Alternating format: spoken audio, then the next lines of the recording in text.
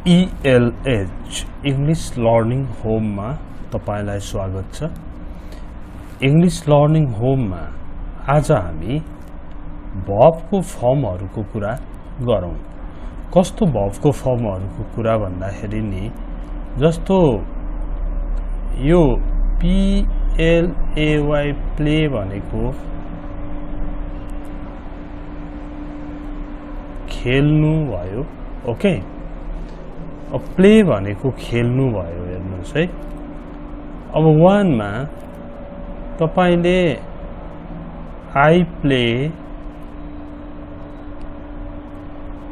Football. Okay, I play football every day.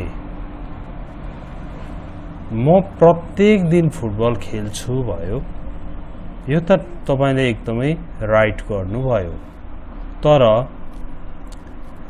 Ram प्रत्येक दिन football खेल्छ भन्दाखेरि चाहिँ राम भनिरहेको बेला PLAYS भन्नु पर्यो क्या। राम प्लेज हुन्छ, आई चाहिँ प्ले हुन्छ। राम प्लेज फुटबल एभ्री डे हुन्छ। ओके, अनि तिनीहरू प्रत्येक दिन फुटबल खेल्छन् भन्दा चाहिँ दे भयो। दे सँग पनि प्ले नै लाग्यो। They play football every day. Every day. अब I play football every day, म प्रत्येक दिन फुटबल खेल्छु भयो। Okay, Ram plays football every day. Ram प्रत्येक दिन फुटबल खेल्छ भयो। अनि they play football every day, तिनीहरू प्रत्येक दिन फुटबल खेल्छन् भयो। यतिबाट के बुझ्नु पर्यो भने आई सँग चाहिँ भर्ब नै प्रयोग हुँदो रहेछ। अनि प्लुरल सँग एक भन्दा बढी बुझाउने सब्जेक्ट सँग भर्ब प्रयोग हुँदो रहेछ। तर ही, सी, इट, राम यस्तो एक जना बुझाउने सँग चाहिँ प्लेज PLAYS प्लेज भनेर प्रयोग हुँदो रहेछ। भर्बमा SES लाग्दो रहेछ। अब यस्तै गरी तपाईले यसको नेगेटिभ बनाएर हेर्दाखेरि पनि त्यसै गरी फरक पर्छ। यहाँ हेर्नुहोस् है, आई प्ले फुटबललाई आई डोन्ट प्ले हुन्छ। आई डोन्ट प्ले फुटबल, म फुटबल खेल्दिन भयो। तर राम फुटबल खेल्दैन भन्दा चाहिँ डोन्टले काम गर्दैन। के आउँछ त? डजन्ट आउँछ। Ram doesn't play football. Ram football खेल्दैन भयो। अनि तिनीहरू फुटबल खेल्दैनन् भन्दाखेरि चाहिँ दे सँग पनि फेरि डोन्ट नै आउँछ। दे डोन्ट प्ले फुटबल, तिनीहरू फुटबल खेल्दैनन् भयो। अब म फुटबल खेल्दिन। ओके, ऊ फुटबल, यो आई डोन्ट प्ले, म फुटबल खेल्दिन। राम डजन्ट प्ले भनेको चाहिँ राम फुटबल खेल्दैन भयो।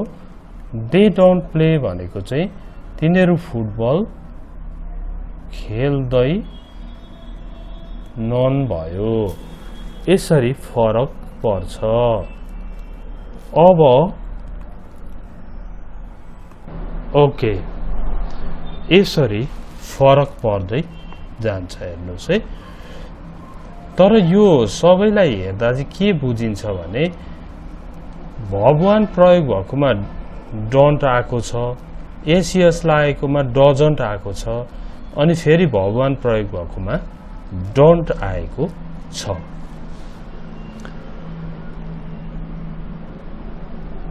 अब फेरि यहाँ हेर्नुहोस् है, auxiliary verb मा अब 1 नम्बरमा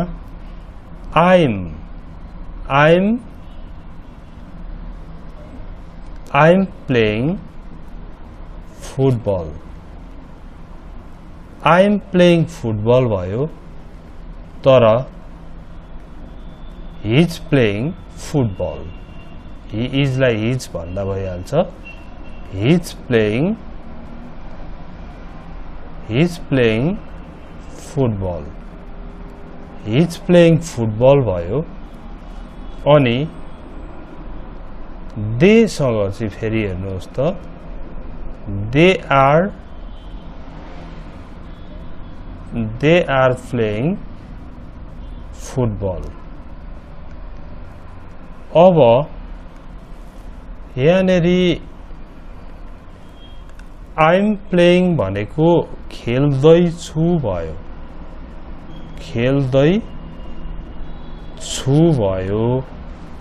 अनि he's playing भनेको चाहिँ he is playing हो, त्यसो हुँदा खेल्दै छ भयो। they are playing football भन्दा चाहिँ खेल्दै छन् भयो। ओके, I सँग am लागेर I'm हुँदो रहेछ। I'm playing football, he's playing football, they are playing football।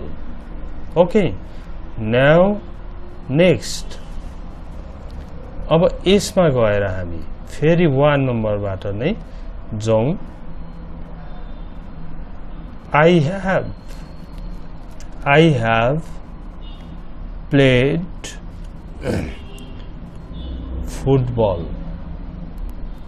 I have played football, तर he सँग चाहिँ has लाग्यो।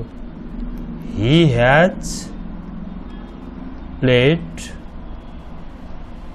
football,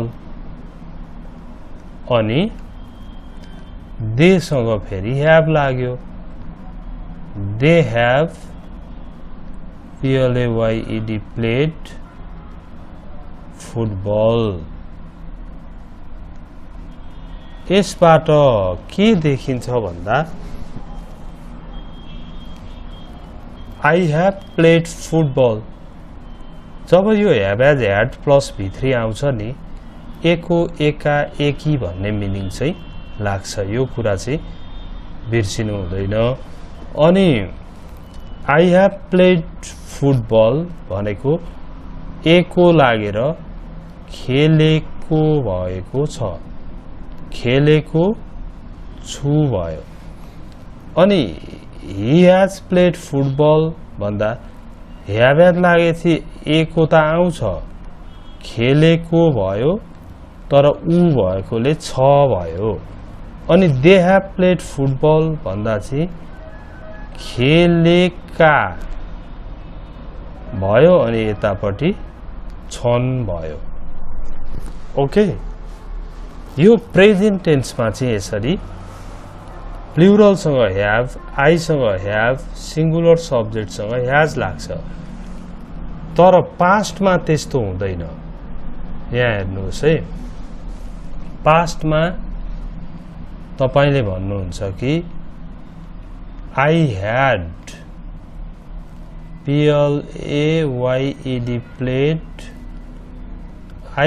played football, अनि he सँग पनि had नै लाग्छ। हेर्नुहोस्, he had played football, अनि they सँग पनि they had played football, भनेपछि I had played भनेको खेलेको थिएँ भयो, मैले फुटबल खेलेको थिएँ भयो। अनि he had played football भनेको उसले फुटबल खेलेको तर के त थियो, खेलेको थियो भयो। अनि they had played football भन्दा चाहिँ तिनीहरूले फुटबल खेलेका थिए भयो। यसरी विभिन्न auxiliary verbs र main verbs हरुको प्रयोग भइरहेको हुन्छ। अनि यो पास्टमा चाहिँ धेरै सिमिलर हुँदो रहेछ, सिंगुलर प्लुरल सब्जेक्टमा केही फरक पर्दो रहेनछ जस्तो देखिरहेको छ। जस्तो आई, यहाँ हेर्नुहोस् त, आई प्लेड फुटबल हो। अनि ही सँग पनि हेर्नुहोस् त, ही प्लेड नै हुन्छ, ही प्लेड फुटबल। दे सँग हेर्दाखेरि पनि प्लेड नै हुन्छ, दे प्लेड फुटबल। भनेपछि आई प्लेड फुटबल भनेपछि खेले भयो, मैले फुटबल खेले भयो। ही प्लेड फुटबल भनेको उसले फुटबल खेल्यो भयो। अनि दे प्लेड फुटबल भन्दा तिनीहरूले फुटबल खेले भयो। यसरी सिमिलारिटिज हुन्छ। र जब यो भर्बमा सिमिलारिटिज हुन्छ सिंगुलर प्लुरलमा, अनि auxiliary verb पनि त्यस्तै आउँछ। जस्तो मैले खेलिन भन्दा I didn't हुन्छ नि, I didn't play football, खेलिन भयो। अनि he सँग पनि didn't play नै आउँछ, he didn't play football। अनि they सँग पनि didn't play नै हुन्छ, they didn't play football। अब I didn't play football, मैले फुटबल खेलिन, खेलिन भयो। he didn't play football, उसले फुटबल खेलेन भयो। they didn't play football भनेको चाहिँ तिनीहरूले फुटबल खेलेनन् भयो। यसरी युज गरिन्छ। र आजको पढाइबाट चाहिँ तपाईले भर्बहरूको प्रयोग अनि auxiliary verbsहरूको प्रयोग सिंगुलर र प्लुरल सब्जेक्टमा कस्तो फरक हुन्छ भन्ने हेर्नुभयो। अब तपाईले यो लेसनको बारेमा केही न केही प्रतिक्रिया दिनु पर्यो, लाइक, कमेन्ट, ओके। र धेरै भन्दा धेरै शेयर गरिदिनुहोस्, अनि म कन्टिन्युअसली बनाउँदै जानेछु भिडियोहरू। Thank you for watching it, see you next time.